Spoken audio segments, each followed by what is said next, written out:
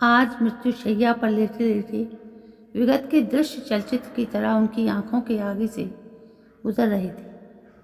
कितने चाव से उन्होंने विपिन का ब्याह किया था। उस दिन जब बेटा बारात वापस लेकर आया था तो खुशी के मारे उनके पैर जमीन पर नहीं पड़ रहे थे। खूब दिल खोलकर खर्च किया था उन्होंने विपिन की शादी में। सभी नाते रिश्तेदारों को बुलाया था। पहली शादी जो थी, मित्र परिवार दूर दूर के संबंधी कोई भी नहीं बचा था आने से। जाते उन्होंने सबको ढेरों फल मिठाइयाँ उपहार में, महिलाओं को बढ़िया साड़ी, बच्चों के लिए कपड़े तथा पुरुषों को टीके के रुपए दिए थे। सब खुशी खुशी विदा हुए थे। सुंदर सलोनी पढ़ी लिखी कृतिका को बहू के रूप में पाकर वो निहाल हो गई थी। ब्याह कर आई तो वो चुपचाप सी ही रहती थी। जब वो उनके पैर छूने झुकती, खुशी से गदगद हो वे उसे गले लगा लेती, उसे जरा भी काम को हाथ लगाने न देती। प्यार का स्रोत था कि उबल उबल कर पड़ता। उन्हें लगता क्या कर दूं अपनी दुलारी बहू के लिए। उनके घर में किसी भी तरह की कमी नहीं थी। पति काफ़ी धन संपत्ति छोड़ गए थे। विपिन डॉक्टर था, उसकी प्रैक्टिस अच्छी चलती थी। छोटा बेटा अरविंद मणिपाल में इंजीनियरिंग की तीसरे वर्ष में पढ़ रहा था। घर में आधुनिक सुख सुविधा के सभी साधन थे। काम करने के लिए नौकरानी थी। खाने पहनने का स्तर ऊंचा था। फल मिठाई से फ्रिज भरा रहता। जेवर कपड़ों से उन्होंने बहू की अलमारी भर दी थी। अरविंद शादी के तुरंत बाद पढ़ाई करने लौट गया था। मेहमान भी एक एक करके सब विदा हो गए। विपिन सुबह 8 बजे ही क्लिनिक पर चला जाता। अब घर में वो और कृतिका ही रह जाती। वो स्वभाव से बहुत शांत थी। शायद यही शांति बहू को खलने लगी। अपनी ऊब मिटाने के लिए उसने सास से बेवजह पंगे लेने शुरू कर दिए। वे पहले तो हैरत में आकर रह गईं। हालांकि उन्हें उसके व्यवहार से गहरा सदमा पहुंचा था, लेकिन उन्होंने धैर्यता का परिचय देते हुए बहू की हर जाति को अनदेखा अनसुना करने की कोशिश की थी। बहू की चालाकियों का कोई अंत नहीं था। रसोई में वो सिर्फ सब तैयार हो जाने पर 6-7 चपातियाँ सेक लेती और दिखाती ऐसे जैसे उसी ने सारा खाना बनाया हो और वो ही हमेशा रसोई का कार्यभार संभाले रहती हो। गैस चूल्हे पर उफना दूध, फैला हुआ आटा, दाल चावल छिलके आदि उठाने का काम उनका था। कोई भी काम करना उसे अपनी शान से खिलाफ लगता। उसे हमेशा अपने हाथ मैले होने का डर लगा रहता। नौकरानी अक्सर छुट्टी कर जाती तो सारा काम उन्हीं के जिम्मे आ जाता। कृतिका पैर पर पैर रख के बरामदे या छत पर बैठी स्टीरियो लगाकर नोवेल पढ़ती रहती। स्टीरियो की आवाज़ वो जानबूझकर ऊंची कर देती ताकि उसे कोई व्यवधान ना पड़े। वह दूध वाले धोबी आदि के लिए उसे दरवाज़ा ना खोलना पड़े। हाँ, फ़ोन की घंटी बजते ही वो उछक कर अटेंड करती। इससे घर में उसे अपनी सत्ता दिखाने का मौका जो मिलता, उनकी हर बात पर मुंह टेढ़ा करके जवाब देना, हमेशा नकारात्मक और व्यंग्यात्मक लहजे में बात करना। कृतिका ने यही रवैया अपना रखा था। उन्हें तड़पाकर जाने उसे कौन सा सुख मिलता। उदार होने पर भी अपनी भाभी की एक सीख उन्होंने पल्ले बांध ली। जीजी कुछ भी हो, बहू चाहे कितनी लल्लो चप्पू करे या धमकियों से काम ले, तुम अपने सारे गहने अभी से उसे मत सौंप देना, वो तुम्हारी सुरक्षा की गारंटी है। और सही में कृतिका ने बातों बातों में कई बार उन्हें सुनाकर ये जताना चाहा कि वे गहने अगर अभी वो ना पहन सकी तो फिर उसके किस काम की। खासकर उनकी 40 तोले की करधनी पर उसकी बहुत निगाह थी। आजकल तो फिर से पुराने गहनों का फैशन चल पड़ा है। भाभी के कहने की देर थी कि अम्मा ने झट अपनी करधनी निकाल कर दे दी। एक दिन उसने उन्हें सुनाते हुए अपनी सखी रेहाना से कहा। वे चुप्पी साध गई थी। विपिन हमेशा वही बात करता जो तर्कसंगत और न्याय संगत होती। माँ की वो एकता करता था। उनका दिल दुखे ऐसी बात कभी न करता। कृतिका के साथ भी वो धैर्य से पेश आता और उसे समझाता, लेकिन उसने तो ना समझने की शपथ उठा रखी थी। वे रसोई बहुत स्वादिष्ट बनाती थी। उनके हाथ की बनी चीज़ें सब तारीफ करके खाते। कृतिका को इस बात से बेहद ईर्ष्या होती। ये हमेशा उसमें कमी निकालती। वे इस कान से सुन दूसरे कान से निकाल देती। बच्चों की बात का क्या बुरा मानना। वे दुखी मन को समझाती। कोई असर ना होते देख उसने उन्हें उकसाने के लिए अब सीमाओं का अतिक्रमण करना शुरू कर दिया था। आपके हाथ का इतने तेल वाला खाना खाकर तो कल को मरने वाला आज ही मर जाए। बेटी, मैं क्या तुम लोगों का बुरा करना चाहूँगी?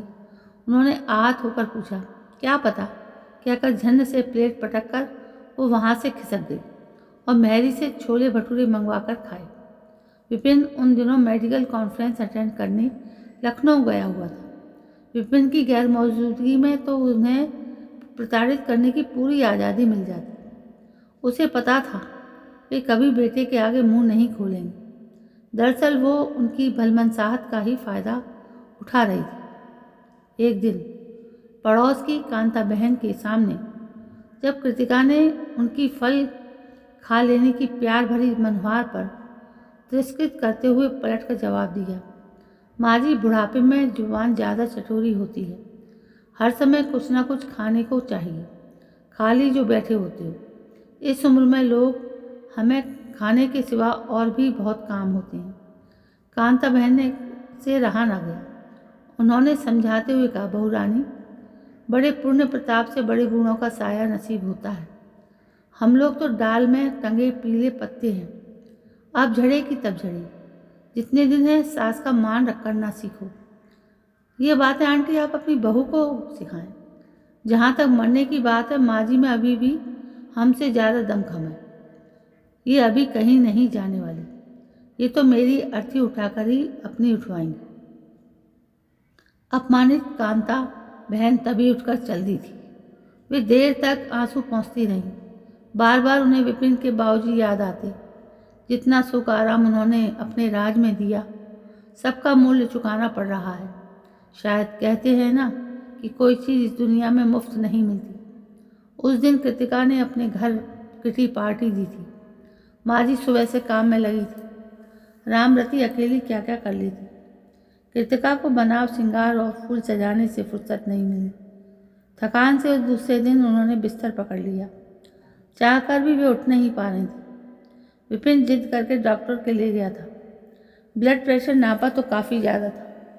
डॉक्टर ने पूरी तरह आराम करने की हिदायत दी। ब्लड प्रेशर की दवा तो वे ले ही रही थी, डोज कुछ और बढ़ा दी थी। बीमारी में भी कृतिका उनके पास न फटकती। वे अपनत्व के लिए तड़पती, लेकिन वो उनसे दूरी बनाए रखती। अलगाव और उपेक्षा से वो जानबूझकर उनके दिल को ठेस पहुंचाने में ही सुकून पाती। वो फ़ोन पर सहेलियों से हंस हंस कर बोलती, उन्हें घर बुला लेती या उनके साथ घूमने फिरने, शॉपिंग करने या होटल में खाने पीने निकल जाती। मगर उनकी दुनिया तो बस घर में ही सिमट कर रह गई। घर में पसरा बेगानापन उनकी आत्मा को कचोटता। चुप्पी तोड़ने का वो बहाना खोजती रहती। बहू का मुंह जोहती। जरा उसके तेवर नरम पड़े ही वे उसे कुछ खा लेने का आग्रह करती। तरह तरह से लाड़ जताना चाहती, लेकिन कृतिका कुछ न कुछ ऐसी छुपती बात कह जाती जो उनके कलेजे में तीर सी चुभ जाती। वे रो रो कर जी हल्का कर फिर घर के कामकाज में लग जाती। दूसरों के सामने वो बहुत भली बनने का नाटक करती। ईश्वर ने उसे मधुर आवाज़ दी थी, जिससे वो सबको प्रभावित कर हमेशा वाहवाही लूटने के लिए तत्पर रहती। उसकी धूर्तता और बदतमीजियों का अंत न था। उसको जब बेटा पैदा हुआ, सबसे ज़्यादा खुशी उन्हें ही हुई थी। शायद माँ बनकर बहू में कुछ परिपक्वता आ जाए, लेकिन माँ बनकर तो वो और भी मगरूर हो गई। बच्चे को वो उन्हें हाथ न लगाने देती। जाने कैसी तो बीमार रहती हैं, कहीं मेरे एकांश को छूत न लग जाए। विपिन समझाता, तुम पढ़ी लिखी हो, क्या इतना भी नहीं जानती कि हाई ब्लड प्रेशर कोई छूत की बीमारी नहीं। आप तो हमेशा माँ की तरफ से ही बोलेंगे, चाहे मेरा बेटा बीमार होकर मर ही क्यों ना जाए। एक ब्लड प्रेशर क्या, और भी तो बीमारियाँ हैं उन्हें। कभी जोड़ों का दर्द, कभी पीठ का दर्द, ये सब तो बुढ़ापे में चलता ही रहता है। ये कोई छुआछूत की बीमारी नहीं है। पूछ लो किसी भी डॉक्टर से। विपिन अपनी तर्कसंगत बात उससे मनवाना चाहता। बेटा मेरा है, मेरी मर्जी, जिसे चाहूँ खिलाने दूँ, जिसे चाहे नहीं। पोते को खिलाने का हक उन्हें भी है। ठीक है, फिर अपना हक जताने आए वो। मैं कल ही मेरे मम्मी पापा के घर जा रही हूँ। इस चिपकू बुढ़िया से मैं तंग आ गई हूँ। अंदर का जहर उगलते हुए वो बोली। माँ को दुख होगा ये सोच विपिन चुप्पी साध गया। ना चाहते हुए भी उनकी बातें उन्हें सुनाई दे जाती। सुनकर वे कान तो नहीं बंद कर सकती थी। लड़ाई करते बहू का स्वर सप्तम पर होता। उसके चीखने चिल्लाने पर उनके कलेजे में एक हुक सी उठती। उनका दिल पहले ही कमज़ोर था। वे गहरे अवसाद में डूब जाती। हे ईश्वर, बस अब नहीं सहा जाता। अच्छा हो अब तू मुझे उठा ले, अब जीने की चाह नहीं। लेटे लेटे उन्होंने दूसरी तरफ करवट बदली तो उन्हें चक्कर सा आ गया। तबीयत जरा संभली तो आंखों से अश्रुधारा बह चली। अब नहीं बचूंगी। आज ही विपिन से छोटे को तार देकर बुलवा लूँगी। उसके ब्याह की जिम्मेदारी अधूरी रह जाएगी। इसका उन्हें मलाल था। चलो बहू तो सुखी हो जाएगी। हमेशा उन्हें ना मरने का ताना देती थी। बात चाहे घुमा फिरा के कहती, मगर वो इतनी नादान तो थी नहीं कि ना समझती। 2 महीने तक जब बहू की मायके से कोई खैर खबर ना आई तो उन्होंने ही विपिन को कस्में देकर उसे लिवाने भेजा था। विपिन किसी भी तरह जाने को राजी नहीं था। अपनी मर्जी से गई है, मर्जी से आ जाए। माँ तुम मुझे मजबूर मत करो, आकर तुम्हें और दुखी करेगी। रहने दो कुछ समय और अपने आप आ जाएगी। ससुराल से भागकर आई लड़की को कितने दिन रख सकेंगे उसके माँ बाप। माँ के आग्रह को विपिन टाल न सका। उसे कृतिका को लेने जाना ही पड़ा। पीहर से आते ही उसने चेहरा बिगाड़ कर कहा, मुझे मालूम था आखिर तो मेरी ही गरज पड़ेगी। बुढ़ापे में इतनी अकड़ अच्छी नहीं। जिसका दिया खाना पड़े उसके आगे तो झुकना ही पड़ता है। मैं तेरे पैर पड़ती हूँ बेटी, अब मैं तुझे सचमुच ज़्यादा दिन तंग नहीं करूँगी। क्या करूँ, आत्महत्या की हिम्मत मैं नहीं जुटा पाती। पिछले पापों की सज़ा इस जन्म में भुगत रही हूँ। अब इस जन्म में जानबूझकर वे पाप कैसे करूँ। कहीं बुढ़िया सच ही तो नहीं कर कुछ ना कर बैठे। ये सोच कृतिका वहाँ से खिसक गई थी। विपिन कहता, माँ तुमने शुरू से बहू को इतनी ढील देकर अच्छा नहीं किया, इसलिए वो काबू के बाहर हो गई है। वे मन में सोचती, दबकर रहने पर ये हाल है। अगर जो कुछ करती तो जाने क्या होता। विपिन भी उन्हीं का ख्याल करके खामोश हो जाता, वरना एक बार उसने हाथ ही उठा दिया। उन्होंने उठकर बीच बिचाव किया तो उल्टे कृतिका उन्हीं से उलझ पड़ी। पहले बेटे को सिखाती हो और फिर मेरे सामने भली बनने का नाटक करती हो। उन्होंने तो नीलकंठ की तरह गरल पीना सीख ही लिया था। अब तो जैसे उन्हें पीड़ाओं से घिरे रहने की आदत हो चली थी। इससे हटकर कोई सुखी जीवन भी जिया जा सकता है, ये बात उनके लिए अकल्पनीय हो गई थी। सपने तो उनके सच पूछो तो पति के जाने पर उन्हीं की तरह चिर निद्रा में खो गए थे।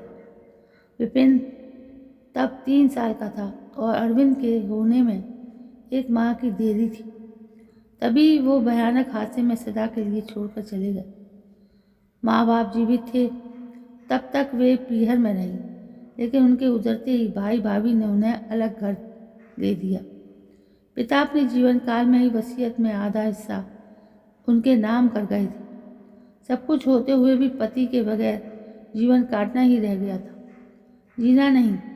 अपने भीतर उन्होंने इच्छाओं को पनपने ही नहीं दिया। जीवन के प्रति एक शून्यता उनकी आंखों में सदा के लिए ठहर गई थी। उन्हें उनकी जड़ता ने झिझोड़ा या कृतिका की विष बुझी बातों ने अपने गर्म आंसुओं में पिघलती यों क्षणे क्षणे मृत्यु पथ पर बढ़ रही थी। उन्हें लगा अंत समय आ गया है। उस दिन उनकी तबीयत ज़्यादा खराब थी। बहू बमुश्किल ही वो पुकार सकी थी। अजब घरघराती अटपटी आवाज़ थी। कृतिका की प्रतिक्रिया एक ऊब भरी चिढ़ से हुई। अब नाम लेना भी छोड़ दिया है। कृतिका से अब मैं बहू हो गई। आती हूँ सासू जी, आपका हुक्म तो मानना ही पड़ेगा, चाहे मर भी रही हो इस घर में सदा से हुकूमत आपकी ही तो चलती आई है। व्यंग से मुंह तिरछा कर उसने कहा।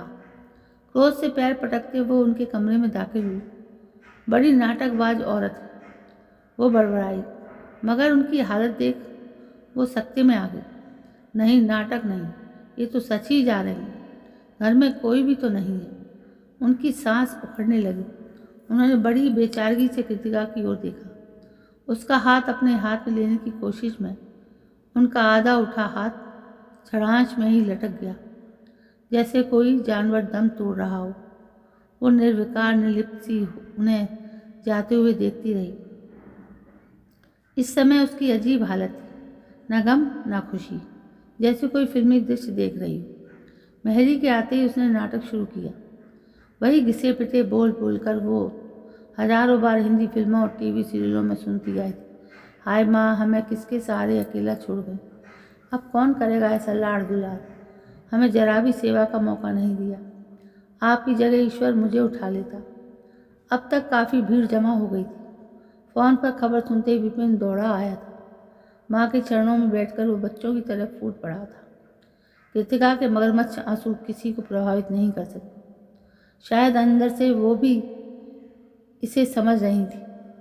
आज वे बर्फ की सिल्लियों पर निश्चेष पड़ी थी। कोई प्यार भरी हिदायत नहीं दे रही थी। आज उनके कड़वे बोल उनका कुछ नहीं बिगाड़ सकते थे। क्रियाकर्म की गहमा गहमी हर सुख दुख के फंक्शन की तरह समाह हो गई। अब वो खुद स्वामिनी थी। माँ जी के सारे जेवर जिन पर उसकी नीयत थी अब उसके अधिकार में थी। ये घर, उसका बैंक बैलेंस, सभी कुछ तो उसे मिल गया था। वो खुशी के 7वें आसमान पर थी। विपिन जरा खामोश रहने लगा था, किंतु उसे माँ के बिछोड़ का गम समझ वो मन को तसल्ली देती। थोड़े दिन की बात है, बच्चे का प्यार जल्दी ही माँ की याद भुला देगा। उसका सोचा गलत साबित हुआ। विपिन को उससे नफरत हो गई थी। वो उसे ही माँ की मौत का जिम्मेदार समझता था। माँ अभी कुछ साल और जीवित रहती, मगर उनकी तो जीने की इच्छा ही इस हृदयहीन दुष्ट औरत के कारण मर चुकी थी। इसने जीते जी ही उन्हें नरक की भट्टी में ढकेल दिया था। ठीक है, अब भुगत। ये भी और विपिन ने भी उसके साथ ठीक वही व्यवहार दोहराना शुरू किया जैसा वो अपनी सास के साथ करती रही थी। घर में वही बोझिलता, बेगानापन और खामोशी जिसमें माँ जी घुट के रह जाती। अब उसका दम घुटने लगा था। बच्चे से वो हंसता खेलता, लेकिन उसके साथ निपट रुखाई और कठोरता बरतता।